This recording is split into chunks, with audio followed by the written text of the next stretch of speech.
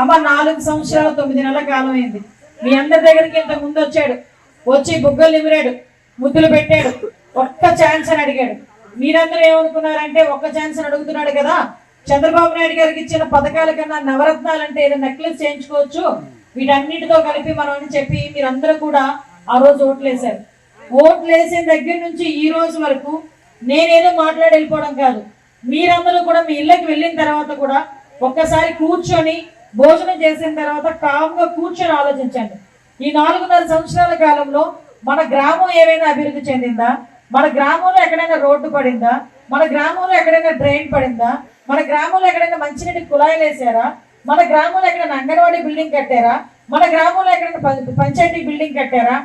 లేదు. మీ ఇంట్లో ఈరోజు గ్యాస్ ధర ఎంత పెరిగిపోయింది, పెట్రోల్ డీజిల్ ధరలు ఎంత పెరిగిపోయినాయి, పప్పు ధర ఇంతకు ముందు ఎంత ఉండేది, ఇప్పుడు ఎంత ఉంది, ఇంతకు ముందు నూనె ధర ఎంత ఉండేది, ఇప్పుడు ఎంత ఉంది, రోడ్డు మీదకి వెళ్తే ఆటో ఛార్జీ ధరలు ఎంత ఉన్నాయి, ఇప్పుడు ఎంత ఉన్నాయి, పిల్లలు చదువుకున్న వాళ్ళకి ఉద్యోగాలు వచ్చినాయా లేదా, పిల్లలు చదువుకోవాలంటే కనీసం బడికి వెళ్ళడానికి కూడా రోడ్డు ఉందా లేదా, ఇవన్నీ ఒక్కసారి ఆలోచించండి. ఇవన్నీ ఆలోచించి ముఖ్యం కరెంటు బిల్లులు. ఈ రోజు ఫ్యాన్ కోటేసిన పాపానికి ఫ్యాన్ ఇంట్లో వేసుకోవాలంటే మనం భయపడిపోతున్నాం. ఒక్కసారి ఆలోచించండి. మీరందరూ ఫ్యాన్లు కోరేసిన వాళ్ళే.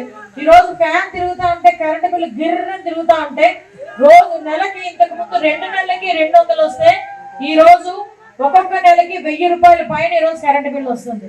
ఏమైనా అంటే అమ్మఒడి ఇచ్చానన్నాడు, దాని గురించి కూడా మాట్లాడుకుందాం. అమ్మఒడి ఇచ్చానన్నాడు. అదే 2 పిల్లలు, ఒక్కొక్కరికి 2 పిల్లలు ఉంటారు. ఒక పిల్లోడికి అమ్మఒడి ఇస్తాడట, ఇంకో పిల్లోడికి అమ్మఒడి ఇవ్వడట. ఒక పిల్లోడిని చదివించుకోవాలట, ఇంకో పిల్లోడిని పనులకు పంపించాలట. దాని అర్థం ఇదే కదా. అదేవిధంగా మీ అందరికీ తెలుసు, 45 సంవత్సరాలు దాటిన ప్రతి ఒక్క ఆడబిడ్డకి కూడా పెన్షన్ ఇస్తానన్నాడు. 45 సంవత్సరాలు దాటిన ప్రతి ఒక్క ఆడబిడ్డకి పెన్షన్ దేవుడే. ఇందాక నేను రోడ్డు మీద వస్తుంటే ఒక ముసలామె గగబోగు పరిగెట్టుకుని వచ్చింది. ఏంటయ్యా అంత పరిగెట్టుకుని వచ్చిందంటే, నా భర్త చచ్చిపోయి 3 సంవత్సరాలు అయిందమ్మా, ఇప్పటి వరకు కూడా నాకు పెన్షన్ రాలేదమ్మా అని చెప్పి ఆవిడ బాధపడింది. నిజంగా నాకు బాధ అనిపించింది. ఇంతకు ముందు చంద్రబాబు నాయుడు గారి హయాంలో భర్త చనిపోయిన వెంటనే అదే నెలలోని మళ్ళా భార్యకి పెన్షన్ ఇచ్చిన సందర్భాలు మేము చేసాం.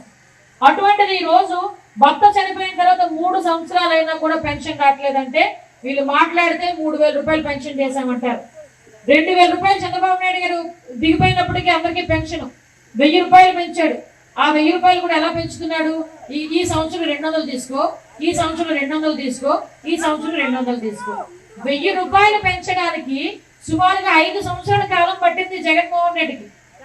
కానీ ఈ రోజు పరిస్థితి ఏంటంటే, ఈ రోజు ఇచ్చిన మాటను తప్పి ఓవరాల్ గా చెప్పాలంటే మనలందరినీ కూడా మోసం చేశారు.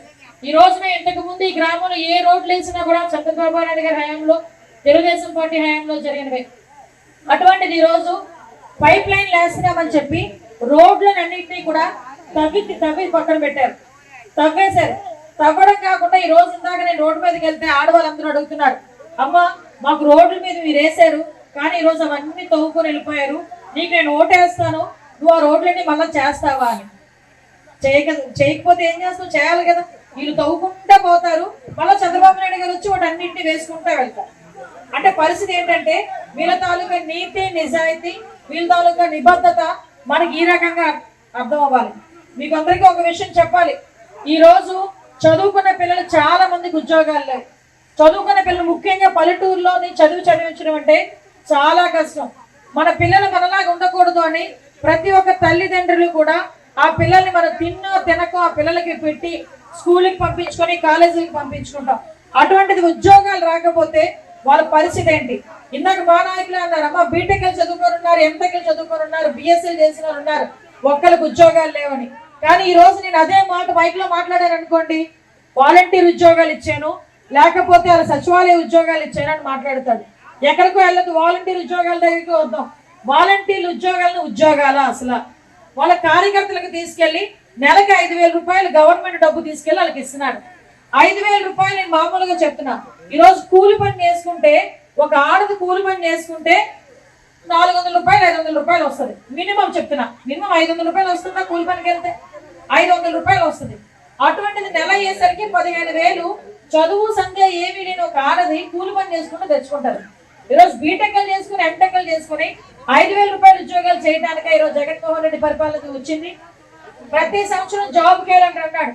ఈ సంవత్సరం ఇప్పటి వరకు కూడా ఒక జాబ్ క్యాలెండర్ కూడా లేని పాపాన్ని పోయారు. ఇందాకే నేను నిజంగా చాలా బాధ అనిపించింది. ఎస్ఐ కాలనీలోకి వెళ్ళాను, ఆ ఇల్లులన్నీ కూడా చూసి వచ్చాను. ఇప్పటికీ పరిస్థితి ఏంటంటే వాళ్ళు తార్పాణాలు కట్టుకొని ఆ ఇళ్లలోనే కాపురాలు చేస్తున్నారు. ఒక్కొక్క కుటుంబంలోని 5 6 ఇళ్లలోని ఈ రోజుకి కూడా చాలా మంది బతికే పరిస్థితి కనిపిస్తా ఉంది.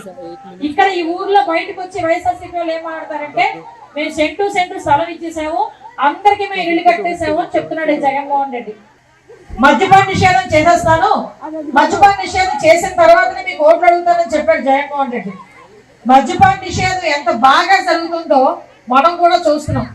మరి ఇంత దరిద్రం అంటే అప్పుడు ఉన్న బ్రాండ్లన్నీ తీసి నకిలీ బ్రాండ్లు తీసుకొచ్చి ఆ నకిలీ బ్రాండ్లన్నీ కూడా అతగారు తయారు చేసినవే, అతగారు తాలూకా వాళ్ళు తయారు చేసుకున్నవే. ఈ రోజు పరిస్థితి ఏంటిరా అంటే అది తాగితే ఎందుకు చచ్చిపోతున్నారో కూడా తెలియకుండా చచ్చిపోయే పరిస్థితి ఈ రోజు మనందరికి కూడా కనిపిస్తాం. అంతేకాకుండా మీరు ఎక్కడికైనా వెళ్ళండి, పేటిఎం ఉంటది, మీరు బడ్డీ కొట్టుకు వెళ్ళిన స్కానర్ ఉంటది, పేటిఎం గూగుల్ పే ఏదో ఒకటి ఉంటది. ఆఖరికి చేపలు అమ్ముకునే ఆమె కూడా పెట్టుకుంటుంది గూగుల్ పే, చెనక్కాయలు అమ్ముకునే ఆవిడ కూడా పెట్టుకుంటుంది. కానీ మన దగ్గర 2 చోట్ల మనకి గూగుల్ పే ఉండవు. ఎక్కడెక్కడ గూగుల్ పే ఉండవు? మందు షాపుల్లోని మళ్ళీ ఇసుక దగ్గర. ఈ 2 దగ్గర ఎందుకు ఉండవురా అంటే ఇవి జేబుల్లోకి వెళ్ళాలి. నువ్వు తీసుకెళ్ళి నేను స్కానర్ కొడతాను, నా దగ్గర డబ్బులు లేవు, మా ఆవిడ డబ్బులు ఇవ్వలేదు, నా ఫోన్లో డబ్బులు ఉన్నాయి ఇవ్వని అడగండి. ఎప్పుడు నువ్వు డబ్బులు ఇస్తేనే సీసా ఇస్తాడు. మరి ఆ డబ్బులన్నీ ఎక్కడికి వెళ్తున్నాయి? సాయంత్రం అయ్యేసరికి తాడేపల్లి ఇంటికి వెళ్తాయి. అక్కడ నుంచి మళ్ళీ ఎక్కడికి వస్తాయి? మళ్ళీ మన దగ్గరికే వస్తాయి. ఎందుకో తెలుసా? ఓటు కొనుక్కోవాలి కదా.